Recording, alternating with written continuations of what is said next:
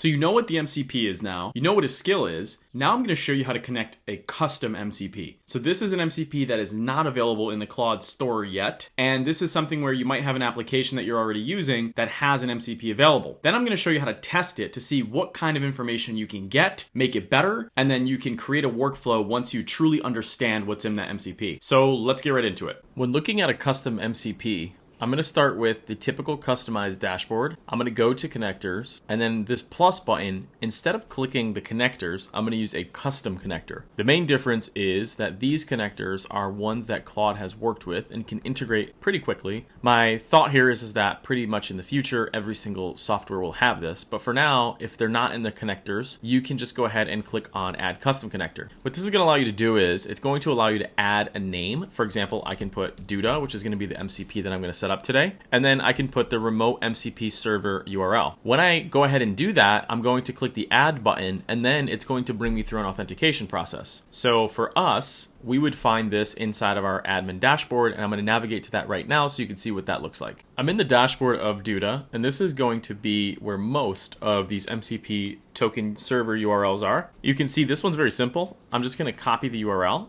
It's going to be the same for every MCP basically, just based on how the company sets it. It's never unique per se. And then I'm going to go to Claude and I'm just going to copy and paste that MCP server URL right into here. What's going to happen when I click the add button, I'm not going to do it right now because I'm already authenticated, is it's just going to do an authentication for you to log into that account. And as long as you can do that with the account that is the admin or has access to the MCP, you should have a pretty flawless onboarding experience. So once I've added the MCP, I can then go look at that specific connector's different tools and different tool permissions, just like we did when we created the free one, which was Google Calendar. You can see that the ones that are going to say they're custom are the ones that don't have a native MCP with Claude. So these are the ones that I've added so far. It's been Duda, it's been Firecrawl, it's been Search API. And I'm going to talk about all of these different integrations and what I do with them in later videos. So on the right side, you can see that there are 66 total tools that I can use with this MCP. So I've blocked a couple of them, which really do anything with deleting. For example, if I'm deleting anything, I don't really want to make that have access to my MCP, so I always turn those off. Anything that is create, anything that is get, anything that is list, anything along those lines, I can now go into a chat conversation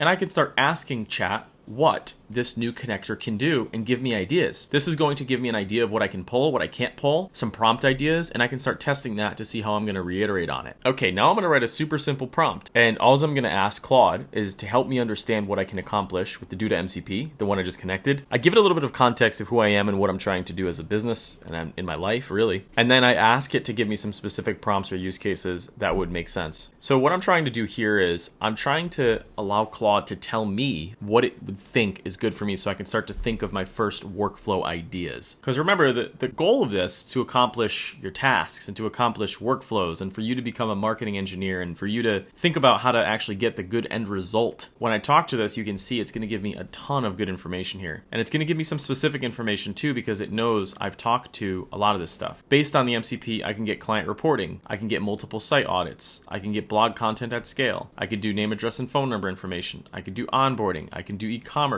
I could do page level changes. I could recur weekly automations worth building into. So I can spend some time looking at these different tool calls that I can make with this specific custom MCP. Now, the power of this is when you start combining these custom MCPs with other ones. So as I start getting into more advanced skills, which we're going to talk about, I can now start doing skills that include multiple MCPs at once. Maybe it's Duda, maybe it's Firecrawl, maybe it's Search API, maybe it's Meta, maybe it's Google Calendar, maybe it's a combination of them all at once. So these conversations, when you connect a new MCP, give you a good understanding of what you could possibly accomplish with it. Like, for example, I'm going to go ahead and run this actual MCP call. And now, directly inside of the chat interface, you can start experimenting with what the MCPs like to interact with so you can better start practicing. Typically, when I connect a new MCP, I will spend about an hour doing this exercise just so I can get a good understanding of what comes back from the tool. If I'm going to automate in the future, I'm going to want to know what I can and can't do. That is the basis of all creativity, is the boundaries that we're set within.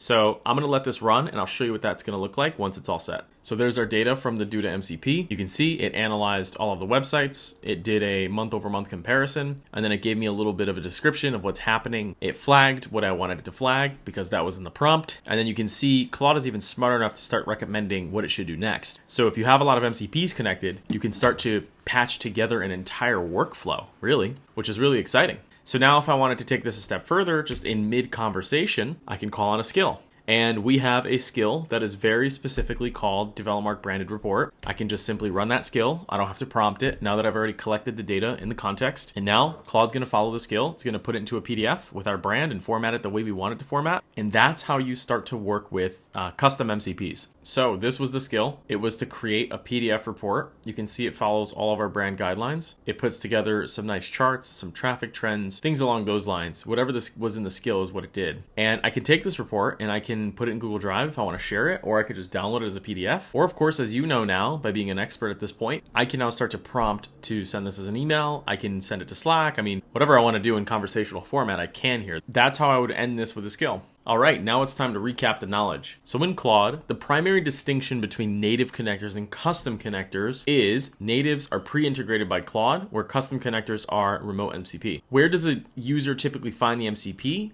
Typically, it's in the specified software's admin dashboard that you have access to. What is the immediate requirement for a user after adding a custom MCP? Completing the authentication process by logging in. Which specific type of tool should be blocked? I recommend do not allow for the deletion of anything. Pages, calendars, emails, whatever. You don't want AI deleting your stuff. Which 3 types of tool actions are recommended? I recommend create, get, and list. You may want to be a little bit more protective and not let AI create. I know a lot of creators that don't let it actually create for them. But for me, as we work closer towards autonomy of a lot of the tasks that we're going to be going through, I allow it to create. What is the recommended method for discovering the specific capabilities? So if you connect a new MCP, how do you find it? The answer is simple. Just ask Claude. Ask it exactly what you should be asking it to utilize the MCP more effectively. I learn every day by using this process. What do I suggest spending an hour on experimenting? Well, take a look at the tool calls. Spend an hour just testing out each and every single one of the tool calls. That'll allow you to create a workflow that's going to be a lot more important in the future. If you can spend hours on a workflow, it's worth spending the 1 hour to find out what you can do with the tool. How can a user leverage multiple MCPs? You just combine them in the tool calls in your prompt. And as you start to combine multiple MCPs and multiple tool calls and you have a workflow that you want to work on, that's when we make one skill or a chain of skills. Maybe to complete an entire workflow, you need to do 3 to 5 skills. That's going to allow you to accomplish a lot within a small conversation. What is the specific role of a skill?